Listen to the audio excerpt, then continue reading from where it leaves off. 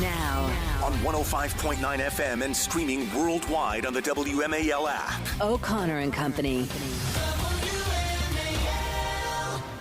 6:06 now on Monday, January 8th, 2024. Can we still say Happy New Year? Do you still say Happy New Year when you see people? I still say Merry Christmas. God, as well you should. Happy New Year. Well, yesterday was Epiphany. It was. Right? But we can let Christmas keep going. We can. Today's baptism of Jesus. I mean, my neighbors will have their lights up till March. Let's go. That's No, a good thing. It's not a good thing. Coming up later this morning at 7:05, Joe DeGenevo will join us, and we'll say Happy New Year, Merry Christmas to him. 7:35, Trevor Maddich on what should be the end of the Ron Rivera era and what's next for the Washington football team. 8:05, Tom Fitton of Judicial watching at 8:35, Representative Chip Roy of Texas. I am Larry O'Connor. She is Julie Gunlock. And we travel a lot, you and I. Not together yet. Not yet. We do need to take the show on a road, we right? would kill each other. Not at all. We'll bring our respective husbands and wives to keep that from happening. But when you spend a lot of time on planes, oftentimes you think, oh, you know, what will happen if this happens or that happens? I don't think I've ever imagined what I would do if this incident happens on a Alaska Airlines jet. And by the way, one other thing, I often go out of my way to pick the exit row. Right, because you get a little bit more. You get more leg room. Yeah. And also, I want to be the one responsible for the exit door if necessary. God, no. Oh yeah, I don't want to. I don't want to rely on some idiot. If I need to get out of that plane, I want to be the one who's man on the door. I just want it to be a Gen Xer. But other than that, I don't that's have. right. Yeah. No. And I don't want to be that Gen Xer. Whenever the flight attendant comes by now, and they do like a whole eye contact thing, you have to tell me and assert that you're ready to do this. And whenever they do it, I always look at them and I say, "You want me on that wall? You need me on that wall." And sometimes they'll laugh, but other times I'll just get one that says, "I just need a yes or no, sir." Exactly. Shut up. My job is hard enough.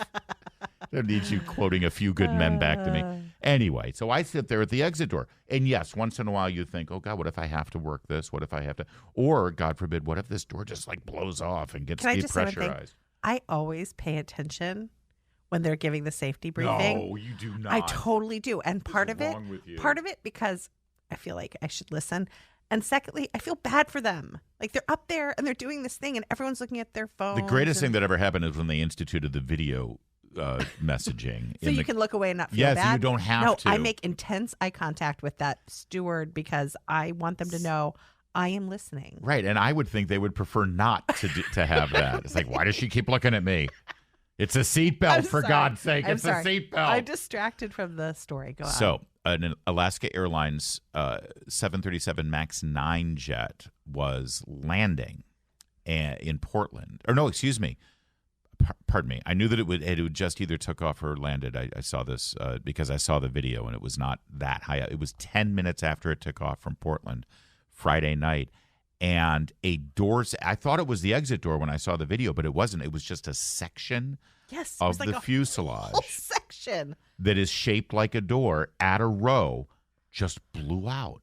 Ugh. Just as if it had been a door that opened up. Terrifying. The video is unbelievable. Apparently, shockingly, there was no one sitting at that window seat. Thank God. Now, they were taking off.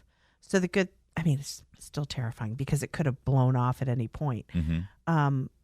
But the person would have had, if they had been sitting there, would have had their belt on. Yeah. But still, well, you hope they'd have their belt on. I see people sometimes. I know, me too. It's like, we're taking off. You want to have that belt on. Just because you might hit bounces, you might, or a panel or might the side of the off. plane might rip away.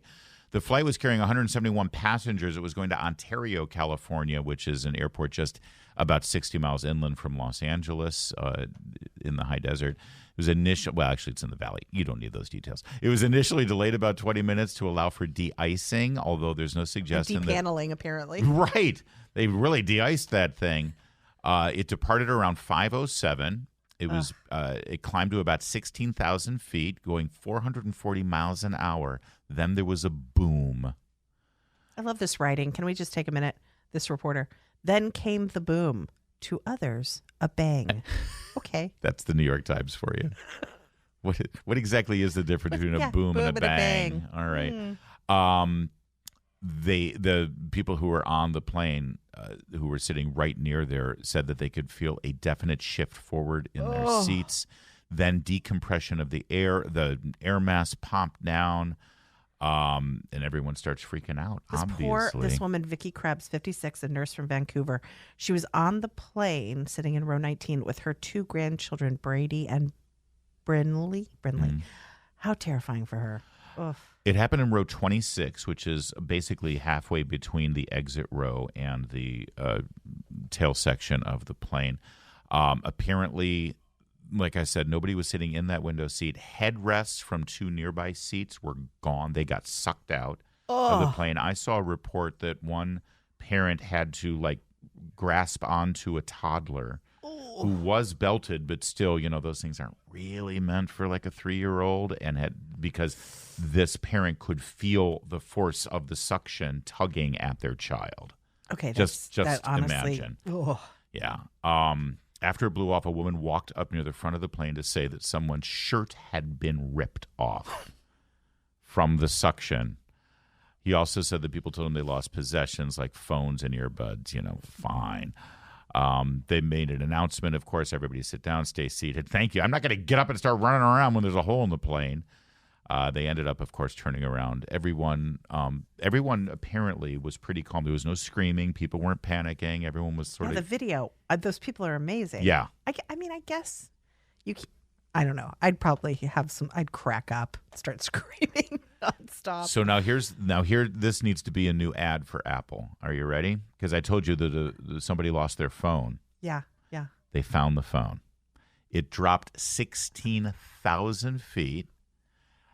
And it still worked. God, it doesn't even have a cracked cover. I have a cracked cover. I've been living with a cracked cover. My phone gets knocked off my dining room table by my cracks. Kid, and it shatters like a spider web. Yeah, this would. This thing dropped 16,000 feet, and it's fine. Now, can we find out what kind of case he has? So a gentleman was walking down Barnes Road in Oregon. And it had the phone was discovered. It had an in-flight activation turned on, telling the person Hilarious. to where they can get their bags at baggage claim. And then it did have a case for protection. And he said that he found an iPhone on the side of the road, still in airplane mode with half a battery and open to a baggage claim for Alaska Airlines with the flight number. He posted this, and it's pretty amazing. It was an iPhone 14 Pro or an iPhone 15 Pro. They couldn't quite tell. And the piece of the plane that fell off was found in someone's backyard. A Portland school teacher, identified only as Bob, found it in his backyard. Can you imagine? Yeah, kind of a Chicken Little situation. Like the door came down and yeah. You do hear about the crystallized refuse from the laboratories getting dumped. I've never heard that. You've never heard of that? Oh yeah, people will find it in their backyards, and it's all like that aquamarine blue color from the toilets. I could have gone all day without hearing that. How have you not heard of that? I have never heard of that. Sometimes it gets flushed away out into the atmosphere and then drops in people's backyards. Oh my God! I'd rather get the iPhone. Me too. Yeah. It's and the door. 6:15 WMAL traffic and weather every 10 minutes. First on the Fives with JB. Download the WMAL app to stream us for free. I feel so validated in my inherent regional prejudices that I hold against certain parts of this country. And Julie Gunlock, earlier this morning, you told me about this story that happened at a high school basketball game. Yeah. Where fans were screaming anti-Semitic things at one of the players. Yeah. And what did I say to you? It happened in New York, didn't it? Yes. And you said, I think so. I'm not sure. And here it is in New York. Yep. It was in New York. Mm-hmm. And it's like I knew that was a New York story. New York girls high school basketball team in Yonkers canceled their game because players on the home team were screaming anti-Semitic slurs at their Jewish opponents. The players needed security guards to be escorted off the court afterwards. Yep. The girls' varsity team from the Leffel School, a private Jewish school in Hartsdale, and Roosevelt High School, a public school in Yonkers, faced off in a non-league game on Thursday evening. I support Hamas, you effing Jew, a Roosevelt player snarled.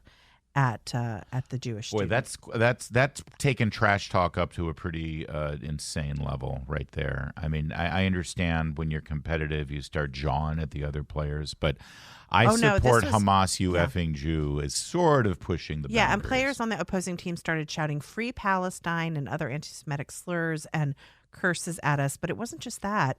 They also became really aggressive, injuring some of the students from the Jewish school. At the end of the third quarter, the teammates were getting injured by the rough play. Players on the opposing team started shouting "Free Palestine," other anti-Semitic slurs and curses to us. So basically, it was turning into a... By the way, can I just repeat? This is girls basketball, high school girls basketball. And they're like throwing each other around on the court. We just last hour we were talking about how, why isn't this generation more into sports? Yeah. Like, this isn't sport. This is outrageous and despicable.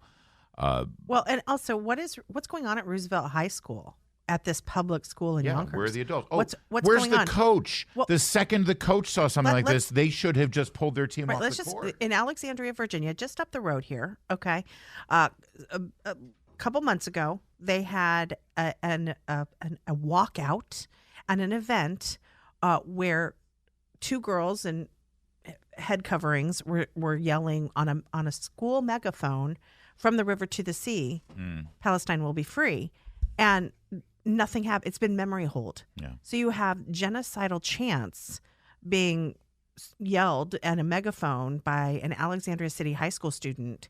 And the school doesn't react. The school doesn't offer any kind of statement. The school doesn't apologize because apparently this was sanctioned by the school. So, what's going on in these public schools? Yeah. And why are these public schools officials allowing this to happen? There's no suspension, right? No kind of discipline for this. No education of what that phrase means. Are you kidding? And No. so it's the intellectuals on college campuses. We should follow this story and see if Roosevelt High School does anything to these players. No, I will tell you what will happen. The school district that is in charge of the school is dominated by Democrats. The mayor and city council is dominated by Democrats.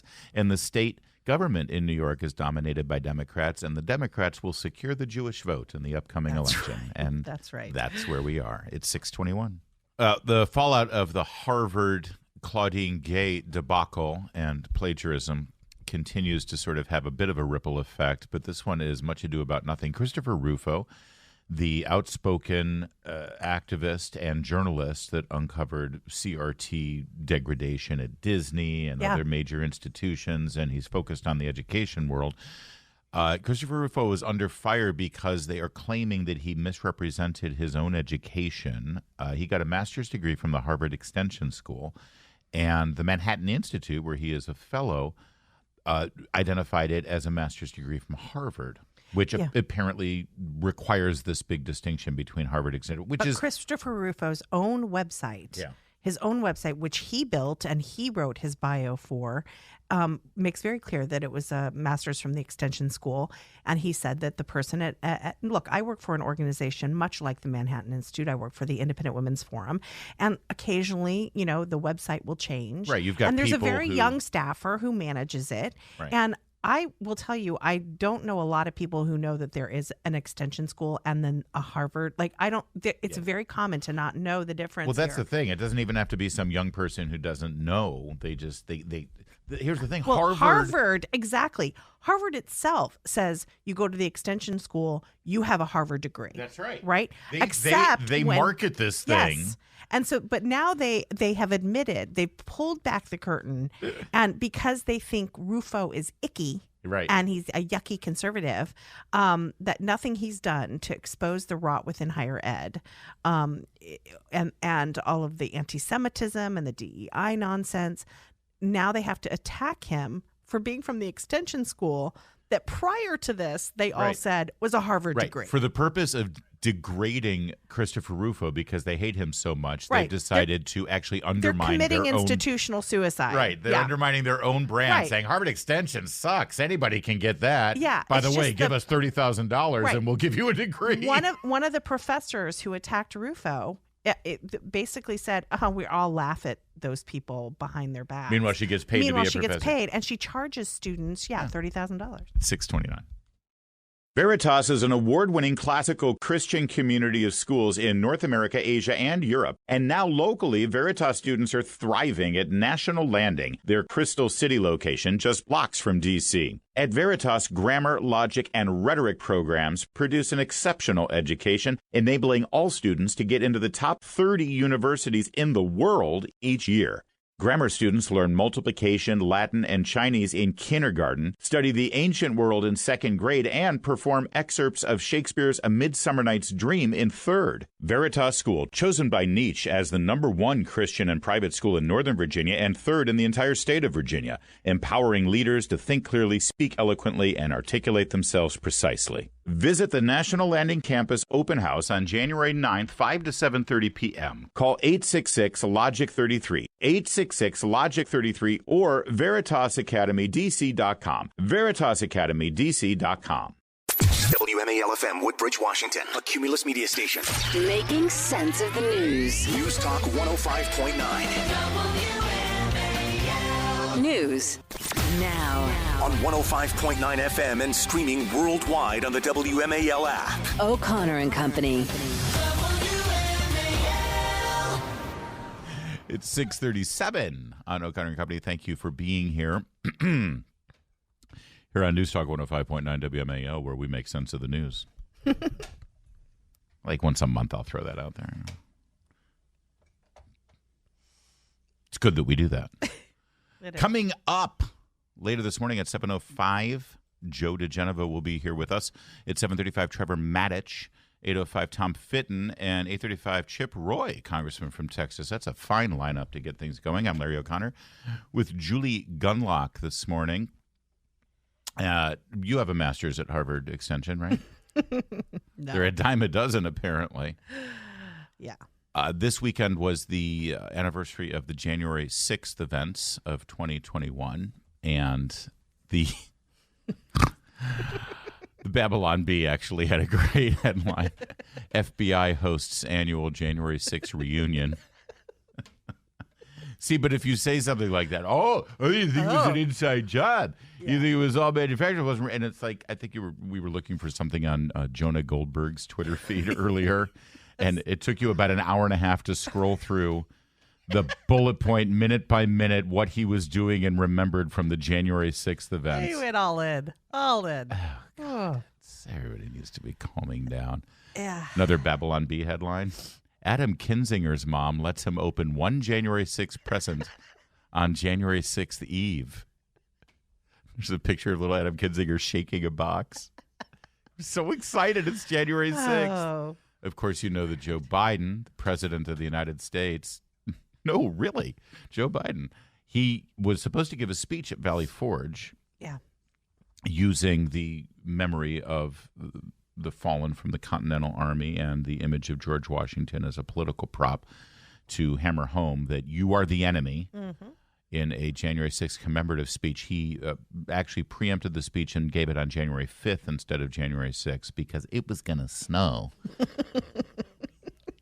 Meanwhile, George Washington, yes, the image of him crossing the river. Yes, and everybody wrapping their feet with rags because they didn't have shoes, persevering through one of the worst blizzards of 1777. Like, we'll just do it a day early. They predicted flurries, so we're going to do it a day early. Can we get some space heaters over here, please? I'm trying to evoke the Revolutionary War, and I'm a little cold. God, Larry, that is just awful. So Joe Biden wanted to make sure that you knew that if you're a Republican or you support Donald Trump, you must be crushed. Yep. I make this sacred pledge to you, the defense, protection, and preservation of American democracy would remain, as it has been, the central cause of my presidency. America, as we begin this election year, we must be clear. Democracy is on the ballot. Your freedom is on the ballot. This is the first national election since January 6th. Insurrection placed a dagger at the throat of American democracy since that moment. We all know who Donald Trump is. The question we have to answer is, who are we? That's what's at stake. So democracy is on the ballot, but in many states controlled by Joe Biden's party, Donald Trump is not on the ballot. Yeah, square you're that not allowed one. to be able to choose him. if he doesn't. And if you're a Democrat in North Carolina and you want to vote for somebody other than Joe Biden as your nominee, you won't have a choice because he's the only one on the ballot. You know, we often invoke the Hunger Games, and all I could see in that speech when I was watching him, his squinty little face, was President Snow, the sort of scary president in Hunger Games. He looked angry. He looked agitated. It was just such an angry speech. And I've pointed it out quite a bit, but it's getting even more acute. So I'm going to point it out with a little bit more emphasis. The slurring of the speech, the inability to articulate and form words and have your mouth do what your brain is telling it to do in terms of forming actual and enunciating actual words. There's something disconnected here in his brain. He is slurring his speech all the time. Yeah. And he is either incapacitated because of medications or he has a brain malfunction. I also found it's always fascinating how close Joe Biden is. Always running up to escort him off the stage, and always, there to, and it was a pretty, sort of big embrace. Donald Trump responded to the Biden speech. Biden's record is an unbroken streak of weakness, incompetence, corruption, and failure. Other than that, he's doing quite well, isn't he, Doug? That's a hell of a list. That's a hell of a list, right? That's why Crooked Joe is staging his pathetic fear-mongering campaign event in Pennsylvania today. That's objectively true. They don't have a record to run on. They don't, normally when a president runs for re-election, they talk about, 4 more years of this great economy, 4 more years of Morning in America, 4 more years of national security. Yes. All they've got is the other guy is a dangerous criminal. Yes. And again, the whole, we know who Donald Trump is. The question is, who are we? That is an indictment directly of the American voter. If you vote for him, you are the problem. You're a garbage person. Yeah. Yep. My favorite, though, Jonathan Capehart, God bless his little soul, fragile little heart. He was on MSNBC hosting a weekend show, and he had one of the cops, Michael Fanone, who's selling a book about the Capitol. He was one of the Capitol Police officers. I'm going to try to get through this. Thank you for what you did 3 years ago today. Please tell me your thoughts on this 3rd anniversary. He literally pulled out a tissue and had to wipe away. I'm going to try to get through this. Oh. Bless his heart. It's really, you know what? There are some fragile people out there, and I think it's okay to show your emotions. Oh, this just in. Jonathan Capehart is now the spokesperson for Bud Light. But so there's that. But it really is such theater. It's just such theater that we see here, It's not even good theater. No, I know. It's 6:43. 6:45 now, WMAL traffic and weather every 10 minutes. First on the 5s, here's Jamie Whitten. I'm going to try to get through this. I told myself I wasn't going to cry, Jamie. What's going on in the Hadid carpet cleaning traffic? Let's go Loudoun County. We do have a crash. Westbound 50 at the Loudoun. I'm going to try to get through this. Thank you for what you did 3 years ago today. I don't want to laugh at a man when he's feeling such tragic emotion, but it is a little overwrought. I mean, what's he, it's as if he's talking about, I don't know, Bastogne or D-Day it's just a bit much. Yeah. Well, this all was part of the left-wing celebration. It really did feel like a celebration of the events of January 6th.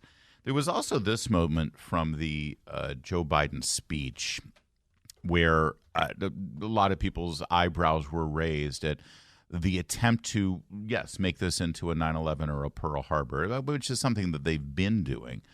But I'm sorry, I'm having issues with the here we go. Well, interesting. We're having some issues with this video, but he said that Jill and I attended the funerals of police officers who died as a result of January 6th. That is unbelievable. First of all, plurals. He's claiming that he went to multiple funerals of multiple police officers And again, the language, who died as a result of January 6th, which is not true at all. Ashli Babbitt was the only death. And the other thing is, he has a tendency to do this. He's constantly myth-making, constantly lying. Myth-making is a nice way to say lying. I'm just surprised. It's just a tall tale. He's an Irishman. I'm just surprised he didn't say Bo died at January 6th. Right. No, he was too busy dying in Iraq. Yeah. Which never happened. Kamala Harris then went on a, one of those every 20 minutes put out a tweet. But this is what happened at 2:20 on this day in 2021. The Capitol went into lockdown.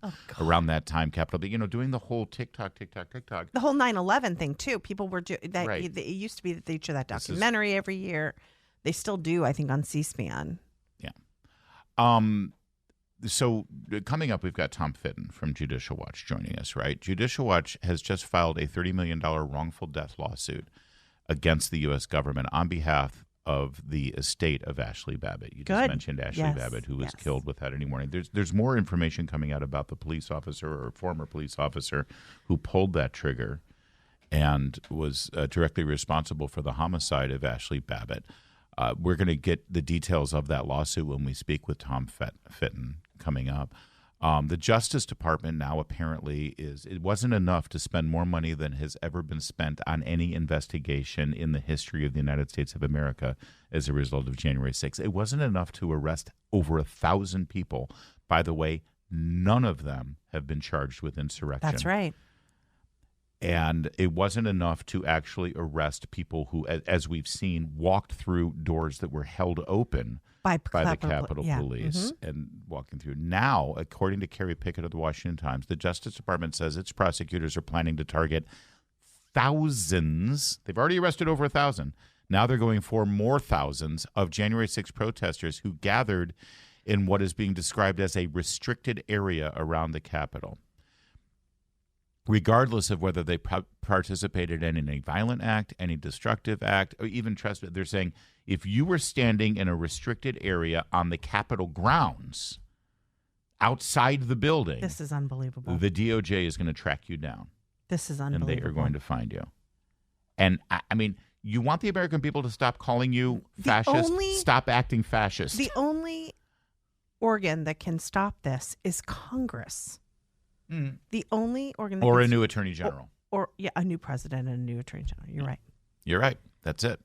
But this is the latest in an outrageous use of government power against American citizens. It's actually terrifying. Well, and by the way, Donald Trump also, Joe Biden tweeted out over the weekend something like, there is no excuse for political violence in America. Period. It's like we have seen political violence. From the left. And I always hesitate to say this. One of my biggest problems with what happened on January 6th is that we conservatives, will forever, sadly, not be able to have the pristine moral high ground of never engaging in any kind of destructive behavior for our political purposes. Because we haven't.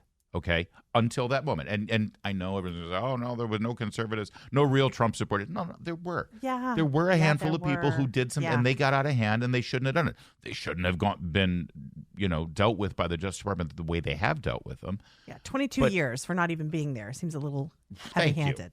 But we have gone through decades and decades, going back to the 60s. And we don't even have to go that far. The summer of 2020. Well, I know.